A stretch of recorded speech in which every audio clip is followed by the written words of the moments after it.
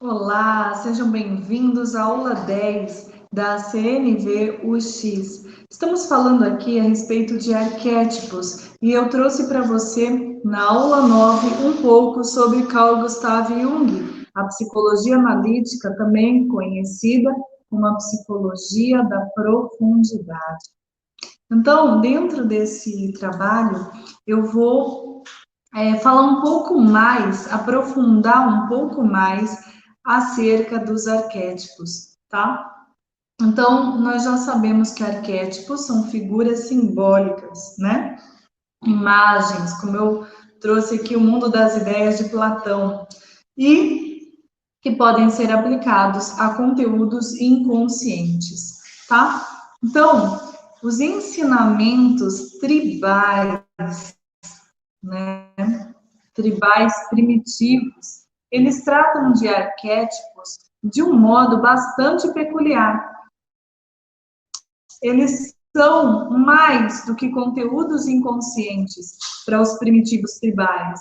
Eles se transformaram em fórmulas, fórmulas conscientes. Então, conscientemente, a gente já reconhece esses arquétipos como fórmulas que são transmitidas segundo a tradição, tá? Então, a própria tradição transmite essas fórmulas, que são fórmulas conscientes de pensamentos anteriores dos primitivos, que aprenderam o caminho para que os demais, os descendentes, aqueles que vieram depois, pudessem colocar em prática. Então, é uma expressão típica para a transmissão de conteúdos coletivos. Arquétipos são uma expressão típica, tradicional, para a transmissão de conteúdos coletivos, originariamente provindos da onde? Do inconsciente. Uma forma bem conhecida de expressão de arquétipos é encontrada no mito e também no conto de fadas, né?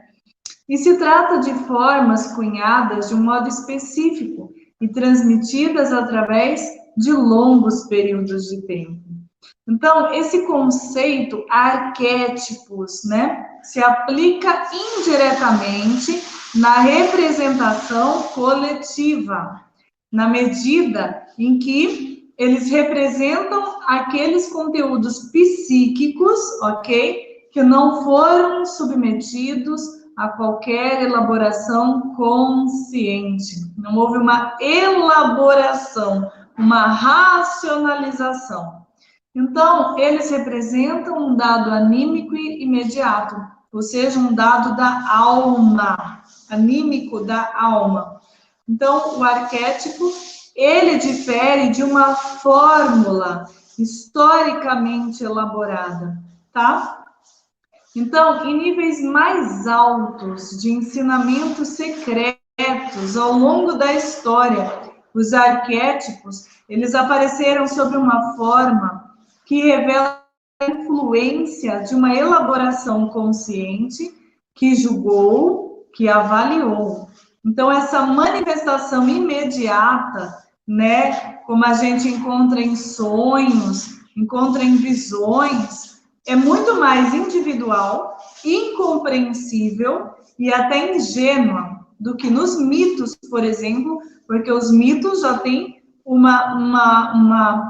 desejo de transmissão consciente. Então, o arquétipo, ele representa essencialmente um conteúdo inconsciente, um conteúdo psíquico, que se modifica através da conscientização, através da percepção da sua existência, assumindo matizes que variam de acordo com a consciência individual na qual esse arquétipo vai se manifestar. Então, depende muito da sua consciência, a maneira como esse arquétipo vai se manifestar, porque você está tomando consciência de conteúdos inconscientes de um grupo, entende? Então, o significado do termo arquétipos, né? Ele fica muito mais claro quando a gente relaciona com mito, quando a gente relaciona com um conto de fada. Então, esse assunto, ele começa a se complicar quando a gente começa a explicar psicologicamente. Quando a gente vai pelo caminho do mito, quando a gente vai pelo caminho do conto, fica muito mais fácil a aplicação dessa linguagem. Então, os estudiosos, né, da mitologia, eles sempre se contentaram em recorrer a ideias solares, lunares, meteorológicas, vegetais, entende? O fato de que os mitos são, antes de mais nada, manifestações da essência da nossa alma, isso sempre foi negado de modo absoluto, tá? E ainda algumas pessoas negam nos nossos dias. Então, o homem primitivo, ele não se interessava pelas explicações objetivas daquilo que é óbvio. Não, eles tinham uma necessidade imperativa, né? A sua alma inconsciente, aquela alma do grupo, ela sentia algo irresistível, sabe, para assimilar toda essa experiência externa, sensorial, né, através dos seus 5 sentidos, a acontecimentos anímicos, a acontecimentos da alma. O primitivo não bastava ver o sol nascer e declinar. Não, essa observação exterior precisava corresponder para ele a um acontecimento anímico, né? O sol representava uma trajetória, o destino de um deus, o destino de um herói, né? Ra, o grande deus sol, né? E isso habita unicamente aonde? Na alma do homem, né? Então, todos os acontecimentos mitologizados da natureza, como o verão, o inverno, as fases da lua, as estações chuvosas, né? Não são alegorias dessas experiências objetivas, são expressões simbólicas do drama interno e inconsciente da alma, que a consciência humana consegue apreender através de uma projeção, entende? Ele projeta naquilo que ele enxerga na natureza, espelhando tudo isso, seus conteúdos internos, em fenômenos da natureza. Então, essa projeção, ela é tão radical que foram necessários vários milênios de civilização para desligar essa projeção do objeto exterior. Então, no caso da astrologia, né, chegou a considerar a astrologia, essa antiquíssima ciência, como absolutamente herética, por não conseguir separar das estrelas a caracterologia psicológica. Mesmo hoje, quem acredita ainda na astrologia sucumbe quase invariavelmente à antiga superstição da influência dos astros, ok? Todo aquele que é capaz de calcular, né, um horóscopo, ele deve saber, né, que desde os dias de Hiparco, de Alexandria, o ponto vernal é fixado em 0 grau de Áries. Isso quer dizer que todo horóscopo se baseia num zodíaco arbitrário, porque desde essa época o ponto vernal ele avançou gradativamente para os graus iniciais de Peixes devido à precessão dos equinócios. Então, o homem primitivo, ele é uma tal subjetividade, sabe, que é de se admirar o fato de não termos relacionado antes os mitos com os acontecimentos da alma.